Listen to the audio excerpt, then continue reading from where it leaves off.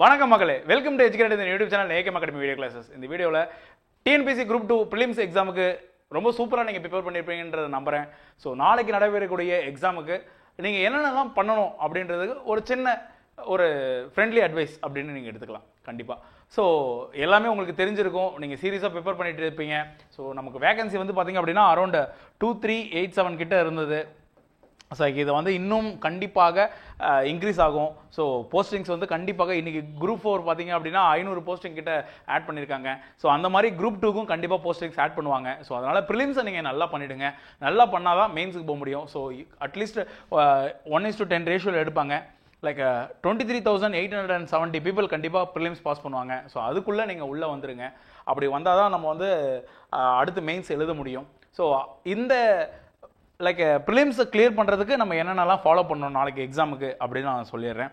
So எவ்வளோ cut off எடுத்தால் வந்து சேஃபர் ஜோன் அப்படின்னா, என்ன தான் கொஸ்டின் பேப்பர் வந்து கஷ்டமாக இருந்தாலுமே சரி, இல்லை ஈஸியாக இருந்தாலுமே 145ன்றது ஒரு நல்ல டீசெண்டான ஸ்கோரு. ஸோ இதுக்கு மேலே தான் நீங்கள் எடுக்கணும். 145+. இதுக்கு கம்மியாக எடுத்தீங்க அப்படின்னா நீங்கள் வந்து மதில் மேல் இருக்கக்கூடிய பூனை மாதிரி அங்கேயா இங்கேயா அப்படின்றது ரிசல்ட் வரைக்கும் வெயிட் பண்ண வேண்டியது இருக்கும். ஸோ அதுக்குள்ளே நம்மளால் ப்ரிப்பரேஷனும் கான்சன்ட்ரேட் பண்ண முடியாது. ஸோ அதை மைண்டை வச்சுக்கிட்டு நீங்கள் நாளைக்கு கேம் பண்ணுங்க.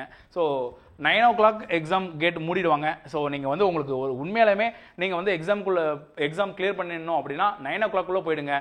பஸ்ஸெல்லாம் கொஞ்சம் இயர்லியாகவே போயிடுங்க. பைக்கில் போகிறீங்கன்னா கொஞ்சம் இயர்லியாகவே கிளம்பி ஸ்லோவாக போங்க. ஸோ ஃபுட்டுலாம் வந்து லைட்டாக எடுத்துக்கோங்க. ஸோ 9 o'clock மேலே நீங்கள் போனீங்க அப்படின்னா 9:01 போனால் கூட நிறைய ஸ்கூல்ஸ் எல்லாம் வந்து பார்த்தீங்கன்னா அலோவ் பண்ண மாட்டாங்க. ஸோ சென்னை சைட்லாம் பார்த்தீங்க அப்படின்னா நீங்கள் வந்து சீரியல் ஆக்டராக ஆகணும் அப்படின்னு நினச்சிங்க அப்படின்னா இந்த 9:01 போனீங்க அப்படின்னா கேட்டை மூடிடுவாங்க. அப்போ உட்காந்து அழுது நீங்கள் உருண்டு புரண்டிங்க அப்படின்னா நியூஸ்லாம் காமிப்பாங்க. ஸோ அந்த நியூஸை பார்த்துட்டு சீரியல் ஆக்டர்ஸுக்கு உங்களுக்கு வாய்ப்புகள் வரதுக்கு வாய்ப்பு இருக்குது. ஸோ 9:30 எக்ஸாம் நமக்கு ஸ்டார்ட் ஆகும்.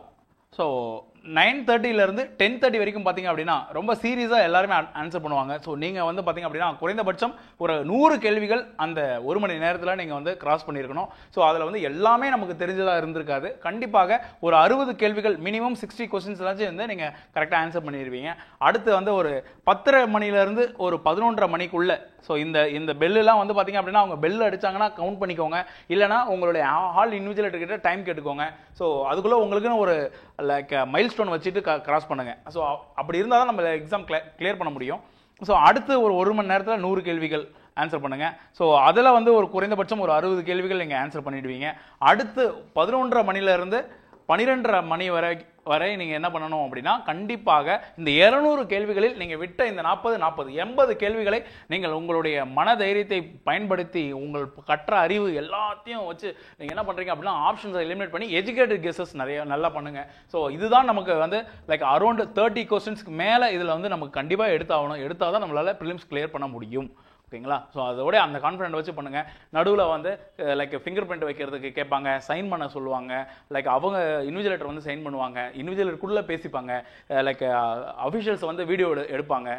லைக் இதெல்லாம் நடக்கும். இதெல்லாம் வந்து மனம் தளர விடாமல் லைக் டிஸ்ட்ராக்ட் ஆகாமல் நீங்கள் என்ன ஃபோக்கஸ்டாக வந்து எக்ஸாமை கான்சன்ட்ரேட் பண்ணி நீங்கள் வந்து எக்ஸாமை கிளியர் பண்ணுங்கள்.